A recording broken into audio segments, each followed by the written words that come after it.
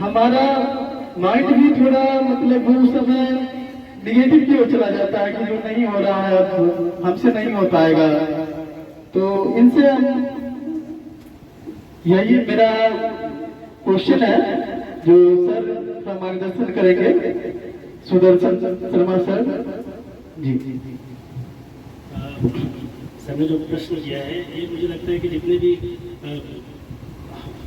कहने के जो कमजोर पृष्ठभूमि के अभ्यर्थी होते हैं या फिर जैसे हम लोग छात्र हैं, तो इनके सामने हम सभी लोगों के सामने ये जरूर दुविधा रहती है कि यदि हम असफल हों तो घर समाज वाले क्या सोचेंगे, या फिर हम कहीं ना कहीं खुद ही बहुत नेगेटिव होते जाते हैं। मैं सर इसमें 2-3 पॉइंट बोलना चाहूँगा। पहला पॉइंट तो ये बोलूँगा कि जो हमारा लक्ष्य है, जिस लक्ष्य को लेकर के हम आगे बढ़ रहे हैं, उस लक्ष्य के प्रति हमारा कहने का डिटर्मिनेशन है वो बहुत ही मजबूत होनी चाहिए कि यद्यपि हम अभी असफल हैं, एक समय जरूर आएगा कि हमारी जो मेहनत है उसको सही दिशा मिलेगी। एक तो स्ट्रॉन्ग डिटर्मिनेशन जरूर अपने स्तर पर रखें। असफलता मिलती है, लेकिन असफलता यदि मिलते मिलते बाद में सफलता मिले तो इसका स्वाद कहीं ना कहीं और अच्छा होता है। एक तो ये बात। दूसरी बात है कि जब आप असफल हो रहे होते हैं तो आपके जो शुभचिंतक लोग हैं, आपके आसपास जो लोग हैं, वो बहुत अच्छे होने चाहिए।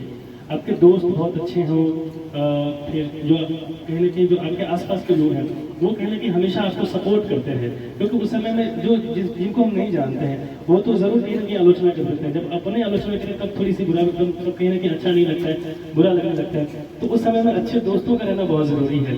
तो ये दोनों पॉइंट हैं, और हम मेहनत हमेशा करते रहे, क्योंकि ये जरूर है। जैसे मान लीजिए कि अगर मैंने पढ़ाई बहुत अच्छे से की है, मैंने अपनी मेहनत बहुत अच्छे से की है, उसके बाद यदि रिजल्ट नहीं हो पाता है तो फिर भी हम उतने ज़्यादा परेशान नहीं होते जब मेहनत कम करने के कारण परिणाम अच्छा ना हो।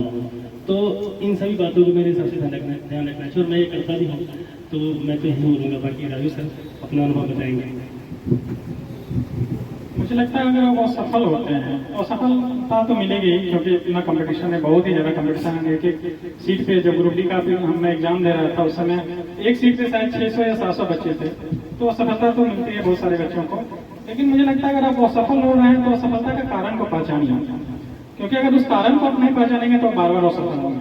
तो उस कारण को पहचानिए, आप क्यों असफल हो रहे हैं, और उसको समाप्त करने का प्रयास कीजिए, उसको मिटाने का प्रयास कीजिए कि क्यों मैं असफल। बहुत सारे बच्चे होते हैं कि 1 या 2 नंबर से छूट जाते हैं। कई सारे बच्चों की समस्याएं होती हैं कि आप जब ग्रुप डी या फिर रेलवे का एग्जाम दीजिएगा 0.5 नंबर 0.25 नंबर से छूट जा रहे हैं, तो आपको पता होना चाहिए कि आपका रिवीजन की कहीं ना कहीं कमी थी, जिसकी वजह से आप क्वेश्चन से कुछ निगेटिव ज्यादा ले लिए होंगे। तो ये सारे जो कारण होते हैं जो असफलता के, उसको आप देखिए, उसको सुधार करने का प्रयास कीजिए और लगे रहिए। हो जाएगा, बिल्कुल हो जाएगा। हम लोग तो जब कलम में पढ़ते थे, वो तो जब देखते हैं उन सभी छात्रों को जो थोड़ा सा कमजोर भी थे, जो बेहतर भी थे, आज कहीं ना कहीं सब सेटल हो गए हैं।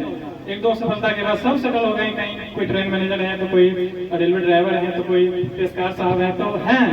तो मुझे लगता है वही उन सभी लोगों ने जो भी सफलताएं के कारण रहा है उसको पहचाना, उसको दूर करने का प्रयास किया और अंत में सफल हुए। तो वही है, असफलता का जो कारण है उसको पहचानिए और उसको दूर कीजिए, बस।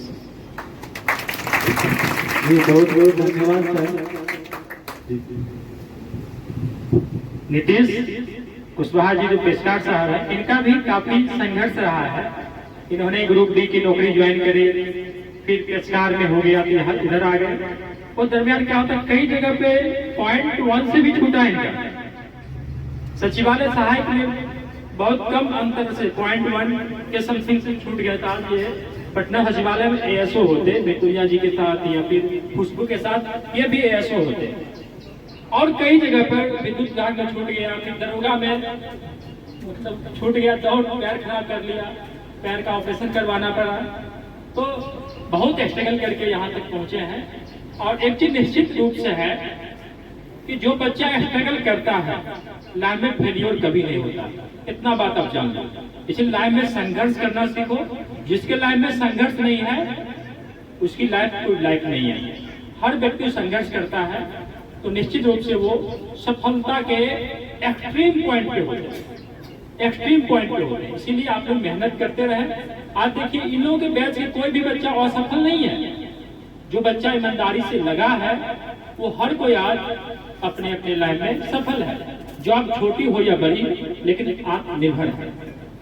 आप लोग मेहनत करते रहें तो निश्चित तौर पर सफल होंगे, यही मैं कामना करता हूं।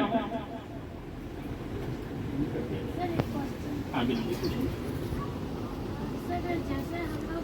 यूट्यूब पे बहुत सारी चीजें ऐसे फ्री में उपलब्ध हैं, तो वो कर सकते हैं। मुझे लगता है पॉजिटिव वीडियो कीजिए, दूर जाने की जरूरत नहीं है। बस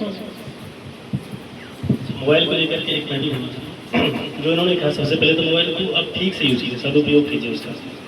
जो हम रील्स वगैरह ज़्यादा, अब पैटर्न दूसरा ही ना बन जाए, फिर आप उसी में आपका समय वेस्ट होगा। और मुझे लगता है कि मोबाइल आप यूज़ करते हैं नहीं करते हैं ये सब सेकेंडरी, अगर आपके अंदर वास्तव में डेडिकेशन है कि मेरा ये मुख्य लक्ष्य मुझे करना ही करना है, तो मोबाइल आप मिसयूज नहीं कर पाएंगे, ठीक है ना।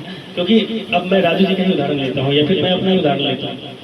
मतलब बीपीएससी की तैयारी मैंने लगभग 3 साल 3.5 साल मैंने की है। मतलब 3-3.5 साल मैं इस क्षेत्र में आया हूँ, 3-3.5 साल में मैं ये बन गया हूँ, समझ रहे ना आप। तो 3-3.5 साल हम क्यों नहीं अपने साथ मतलब अपने साथ कॉम्प्रोमाइज़ कर ले।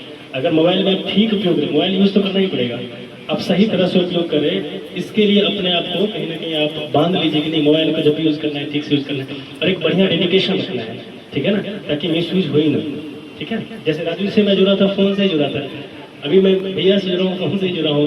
जो मतलब लेक्चर्स वगैरह कभी देखने होते हैं ऑनलाइन ही देखते हैं, पाठक सर के साथ हम फ़ोन से ही जुड़े, तो फ़ोन का तो यूज़ होगा ही होगा, और ये है कि मिस यूज़ नहीं करना, इसके लिए डेडिकेशन आप रखिए। चर्चाएं पीएमओ करी है, या फिर बिहार विधान कार्यक्रम होता है, भारत सरकार कार्यक्रम है, दूरदर्शन का है, वहां पे कई दफा मुझे बुलाई गई है सिर्फ इसके लिए, इस चीजों को एक्सप्लेन करने के लिए। अभी जस्ट 5 जून को भी फोन आया था, वहां पे 1 घंटे का लाइव शो चल रहा था। तो सिर्फ मोबाइल फोन के कारण, क्योंकि जो भी काम होता है वो अपडेट कर देता हूँ ट्विटर पर, सोशल मीडिया पर, इंस्टाग्राम पर, फेसबुक पर, उसके बाद जो यूट्यूब चैनल है वहाँ, तो उसका पॉजिटिव वे में इस्तेमाल कीजिए। बहुत सारे यूट्यूब चैनल्स हैं। अब देखो यूट्यूब चैनल पे कंटेंट की भरमार है, वो बच्चे डिसाइड कर पाना मुश्किल हो जाती है, वो बिल्ली वाला हाल हो जाता है। एक होता है कहती है एक तरफ है दूध मलाई, एक तरफ है चूहिया रहा, क्या खाऊं क्या छोड़ो, वो वाला हाल हो जाता है। तो भैया लोग हैं, हमेशा गाइड करते रहेंगे आपको यूट्यूब पर किस कंटेंट को पढ़ना है, किस टीचर को फॉलो करना है। आज टीचर्स लोग क्या करते हैं, रील्सबाजी ज्यादा करते हैं, कंटेंट कम दिखाते हैं और रील्स ज्यादा बनाते हैं। जिसका रील्स ज्यादा वायरल होता है ना, बच्चे लोग वही उसी और मूव करते हैं। एक तरफ देखते होंगे आप लोग, भीड़ किसकी होती है, भेड़िया की भीड़ होती है, भेड़ की भीड़ होती है। कभी शेर झुंड में होता है क्या, शेर की झुंड में होता है। अब देखो भैया दोनों शेर है, ये लोग कभी भी भीड़ की तरफ इन्होंने मूव नहीं किया, कभी भी नहीं किया। इसीलिए भीड़ का हिस्सा मत बनो, भीड़ का हिस्सा बनोगे तो आपका खुद जो है वजूद मिट जाएगा। आप इतिहास जो रचने वाले बनो, इतिहास में नाम दर्ज करना सीखो, खूब मेहनत करिए, खूब पढ़ाई करिए, इतिहास में पक्का नाम दर्ज होगा। अब देखो ना, एक छोटे से भैया है हरिओम, इंटर करके चला गया और फर्स्ट टाइम में नेट कर दिया। क्यों? उस टाइम का माहौल मिल गया, इसको बीएचयू भेज दिया। इसीलिए माहौल का सबसे बड़ा प्रभाव पड़ता है। अब देखिए दोनों दोस्त क्यों एसडीएम और डिप्टी एसपी बन जाते हैं, अच्छा माहौल मिला, इस माहौल से निकल गए लोग, गांव के माहौल में रहते तो ये लोग भी कुछ नहीं कर पाते। तो अपने आप को उस माहौल से सेग्रीगेट कर लेना है, अलग कर लेना है, आप ऑटोमेटिक बेहतर कर जाओगे। अभी देखिए आपके साथ कुछ बच्चे ऐसे हैं, जैसे इसी की छोटी बहन की बच्ची है, इसी की छोटी बहन मैट्रिकुलेशन करके आई और इंटर करते ही जॉब लग गई, अभी बिहार पुलिस ज्वाइन कर ली। ये दरभंगा के ऐसे इलाका से बिलोंग करती है जो सबसे रिमोट एरिया, 6 महीना पानी में डूबा रहता है। पूरा जो कोसी का बेल्ट है, कुशेश्वर स्थान का नाम सुने होंगे, वहीं से बिलोंग करती है। और अब तक जो गांव में कभी किसी बच्चे को जॉब नहीं लगा, किसी बच्चों को। तो सब परिवार जितने इनके फादर बाहर रहते हैं, लेकिन सभी बच्चों 3 बहन को यहाँ पर रोसड़ा में रख कर पढ़ा रहे हैं इनके पिताजी। एक भाई है, सबको उस माहौल से निकाल कर यहाँ ले आए। तो एक बहन को जॉब लग गया, तो देखते हो कि भाई एक को जॉब लग गया तो बाकी और को लगना ही है। तो सबसे बड़ी बात है कि वही माहौल, अच्छे माहौल में जाएंगे तो आप निश्चित तौर पर अच्छा कर पाएंगे। और कोई प्रश्न हो तो पूछ सकते हो। वाइज में किसी कोई प्रश्न है क्या? हाँ बिल्कुल। नमस्कार। मेरा कोई सवाल नहीं, बस जिज्ञासा है मेरा खुद का। ये पहले तो आप लोगों को धन्यवाद कि आप तो आप तमाम बच्चों से मैं बार बार रिक्वेस्ट करता हूं कि पहले स्टेबल होना है। क्या होना है? स्टेबल होना है। हमारे पास रहने के लिए अभी झुग्गी झोपड़ी भी नहीं है, ओपन छत है, बारिश होगा तो हम लोग भीग जाएंगे। पहले एक क्या होना चाहिए, राजू की तरह एक स्टेबल हो जाना आप लोग लाइफ में। कोई भी जॉब को ले लेना है। हम लोग इतने राजा महाराजा परिवार से बिलोंग नहीं करते हैं। हमारे लोग क्या गार्जियन भी उतना सपोर्ट नहीं करते हैं। एक कोई जॉब ले लेना है, अस्थाई हो लेंगे, उसके खुद अर्न करना शुरू कर देंगे, उसके फिर हमारा ड्रीम है, उस ड्रीम को पूरा करने के लिए लग जाएंगे। एक बच्चे हैं हमारे बीच, हरिओम, प्लीज आप आगे आएंगे। एक देखिए छोटा सा नन्हा सा बालक है ये हरिओम को मैं चाहूंगा कि आप दोनों मिलकर सबसे पहले माला पहनाकर सम्मान। संतोष कुमार जो वर्तमान में हाई स्कूल शिक्षक हैं, गर्ल्स हाई स्कूल दूसरा, आप आएंगे। और नीतीश कुमार जी पेशकार, पटना सिविल कोर्ट, आप भी आएंगे। सतीश कुमार आप भी आएंगे। आप लोग सुदर्शन भैया को पाक चादर से अभिनंदन करेंगे। आप लोग आ जाए प्लीज। कन्हैया जी आप भी आ जाएंगे। कन्हैया जी पारस हॉस्पिटल में वर्तमान में टेक्नीशियन है।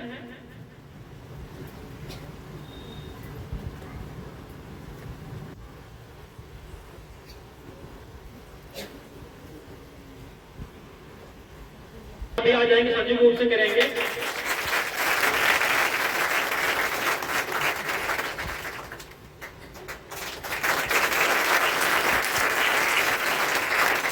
और थाईपिंग एक बाबा ट्री है, ये स्पेशली थाईलैंड से इंपोर्ट होके आया है। ये बाजार में जो अभी अमरूद कुछ दिन पहले मिला करता था वही अमरूद है ये। तो हम लोग की परंपरा रहा कि जो भी गेस्ट आते हैं तो उनको ग्रीन तोहफा के रूप में एक पेड़ जरूर भेंट करते हैं। और साथ ही राजू जी का भी अभिनंदन करेंगे आप लोग।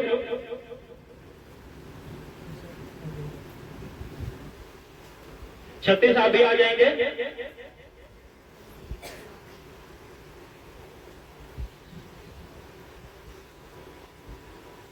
अभी आ जाइए।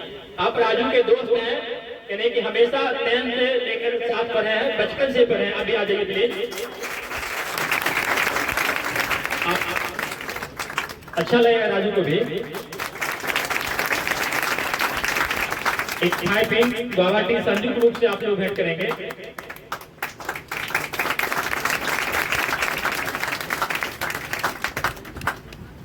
कन्हैया जी आप स्पेशली सुदर्शन भैया से मिलने पटना से चल के आए, छुट्टी लेकर आए हैं। पारस फिल्म टेक्नीशियन है, स्पेशली आपसे मिलने के लिए छुट्टी लेकर आए हैं।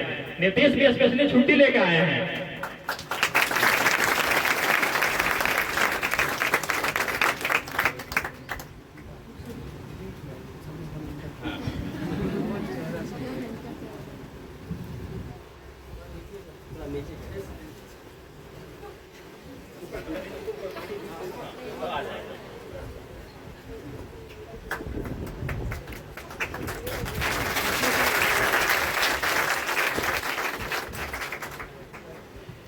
मैं चाहूंगा कि राजू के दोस्त उनका भी माला पहनाकर सम्मानित करेंगे नीतीश जी पेशकार साहब।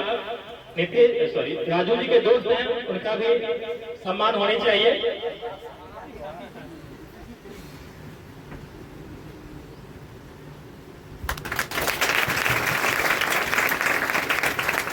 एक पेड़ होगा, ले आइएगा। थाईपिंग वहां रखा होगा, वहां से ले आइए।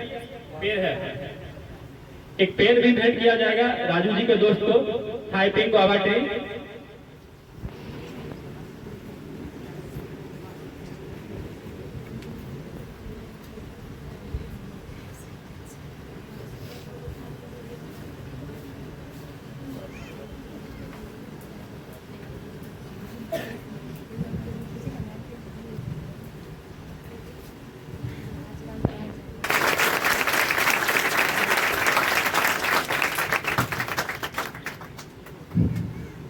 तो सम्मान अभिनंदन हम लोगों ने स्पेशली आज रखा था सुदर्शन भैया का।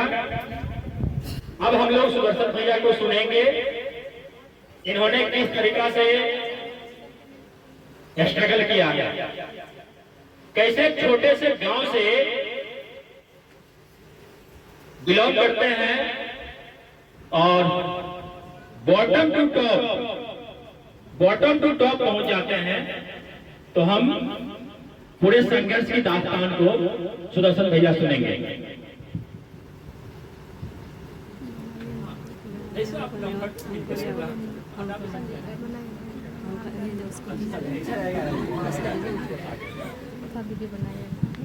सबसे पहले मैं राजेश भैया को बहुत बहुत धन्यवाद दूंगा और आप सभी लोगों को मेरी तरफ से। उसके बाद जो आशीर्वाद हुआ, इन सभी का परिणाम रहा कि आज आप लोगों के सामने 81 रैंक ला करके SDM का पद प्राप्त कर, जो बिहार प्रशासनिक सेवा का पद है, आप लोग सामने उपस्थित हूँ। बहुत बहुत धन्यवाद आप लोगों का।